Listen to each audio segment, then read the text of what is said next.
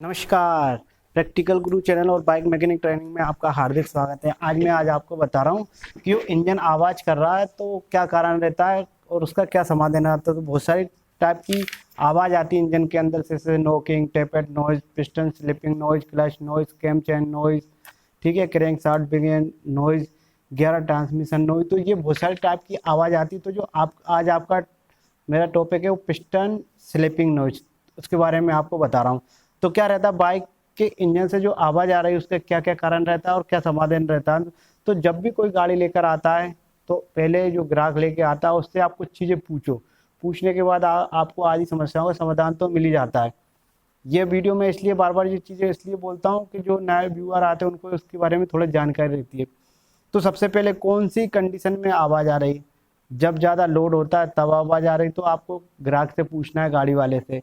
कौन से गियर में आवाज़ आती है, कितनी स्पीड पे आवाज़ आती है, कहाँ से आवाज़ आती है, इंजन की ऊपर की साइड से आती है, नीचे की साइड से आती है, क्लच साइड से आती है, आगे के पहिए की साइड से आती है, पीछे वाले पहिए की साइड से आती है। तो आपको बहुत सारी समस्याओं का समाधान तो उससे पूछने पर पता चल जाता है।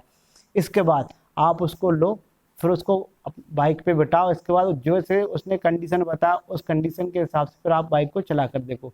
आपको लग रहा है कि हाँ बिल्कुल कंडीशन जो बता रहा है बिल्कुल सही है, उसकी वजह से आवाज़ आ रही है, फिर आप उसके लिए काम करो। तो आपके लिए इसके काम करने के लिए आपको पूरा पता होना चाहिए कि कौन सी काम करना है और उसके लिए कौन कौन से टूल्स होना चाहिए। तो ये आप इसका मैनेज अपने दिमाग में बना लो। इसके बाद सबसे पहले फिर ऑयल को ड्रेन करो, ऑयल को निकालो। ऑयल को निकालने के बाद उसके अंदर का जो ऑयल का लेवल चेक करो कि कम है कि ज़्यादा है।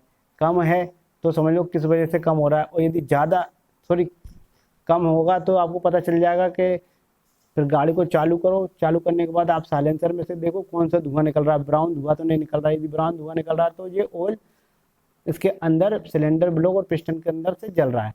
ये यदि सही है तो फिर आप ऑयल को निकालो। ऑयल निकालने के बाद चेक करो। चेक करने के बाद उसको इस तरीके से देखो, ऑयल को इस तरीके से देखो, उसके अंदर कोई पार्टिकल तो नहीं, कोई कण तो नहीं है। यदि कोई कण है तो कौन से हैं, पीतल के हैं, एल्युमिनियम के या लोहे के, तो उससे पता चल जाता है कौन सा पार्ट घिस रहा है। तो आज का जो टॉपिक है, तो मैं मैनुअल के अनुसार आपको पूरा ट्रेनिंग दे रहा हूँ। तो आज का जो टॉपिक है पिस्टन स्लिपिंग नॉइज। तो ये पिस्टन स्लिपिंग नॉइज आवाज़ आ रही है पिस्टन के अंदर और सिलेंडर ब्लॉक के अंदर से आ रही किच किच किच किच की आवाज़ आती है। वो उसका क्या कारण है, वो स्लिपिंग नॉइज रहती है, यानी सिलेंडर ब्लॉक के अंदर पिस्टन घिस के चल रहा है तो ये आवाज़ आती है। ये आवाज़ को आप किस तरीके से पहचानो, जैसे ही आप गाड़ी चलो, गाड़ी चालू करने के बाद थोड़ा सा आप आरपीएम बढ़ाओगे, इंजन का जो आरपीएम बढ़ेगा तो धीरे धीरे ये आवाज़ बढ़ती चली जाती है, किच किच किच किच किच किच की नॉइज बढ़ती चली जाती है। और ये क्या रहता है, पिस्टन रहता है जो सिलेंडर ब्लॉक के अंदर एक साइड से घिसता चला जाता है, तो उसकी रगड़ की आवाज़ रहती है। जो क्या कारण रहते हैं उसका, तो जो मेन काम रहते हैं ये आपको मैंने पूरा खोल के बता रहा हूँ इसलिए आपको समझ में आया। Excessive clearance between cylinder block और पिस्टन, जो सिलेंडर ब्लॉक और पिस्टन है उसके बीच में ज़्यादा गैप बढ़ जाता है, उसकी वजह से ये आवाज़ आती है, पिस्टन स्लिपिंग की नॉइज। दूसरी रहती है कनेक्टिंग रोड और पिस्टन के बीच का जो गैप है, जो कनेक्टिंग रोड रहती है उसके अंदर का जो गैप है, आपको मैं खोल के बता देता हूँ।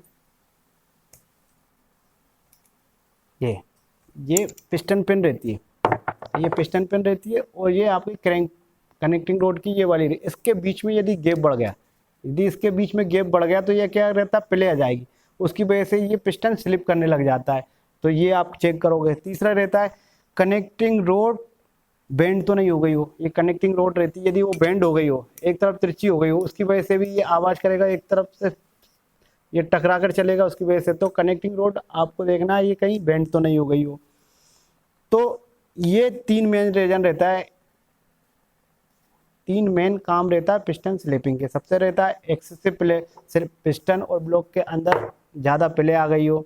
इसके बाद पिस्टन पिन और क्रैंक पिन के बीच में क्या नाम से गैप बढ़ गया, उसकी वजह से आती है। और क्रैंक कनेक्टिंग रोड ट्विस्ट हो, यानी घूम तो नहीं गई हो, बैंड तो नहीं हो, उसकी वजह से आती है। अब आपको क्या करना है, सबसे पहले इसको देखो, देख करने के बाद इसको चेक करो। इसका चेक करते हैं, हाँ इसके अंदर प्ले तो नहीं है। इस तरीके से चेक करोगे, यदि प्ले आ गई है, बैंड हो रहा है, ऐसा घुमा के आप देख लोगे, इस तरीके से बैंड घुमा के इसको देख लोगे इस तरीके से, हाँ यार चारों तरफ इसको घुमा के देखो, हाँ कहीं इसके अंदर बराबर गैप है, दोनों तरफ से देखो। यदि ट्विस्ट हो गई है, घूम गई है, तो उसको सही कर सकते हो। इसके बाद यदि क्रैंक शाफ्ट के अंदर का जो बेरिंग है वो यदि वो खराब हो गया हो, उसके अंदर ये यहाँ पर लगा रहता है, यदि वो खराब हो गया हो, प्ले आ गई हो उसके अंदर, फिर आपको पूरा बदलना पड़ेगा यदि आप इसको फिर किस तरीके से, तो पूरा आप क्रैंक शाफ्ट कनेक्टिंग रोड को नया लो, नया लेने के बाद ही आप उसको फिर बदल दो।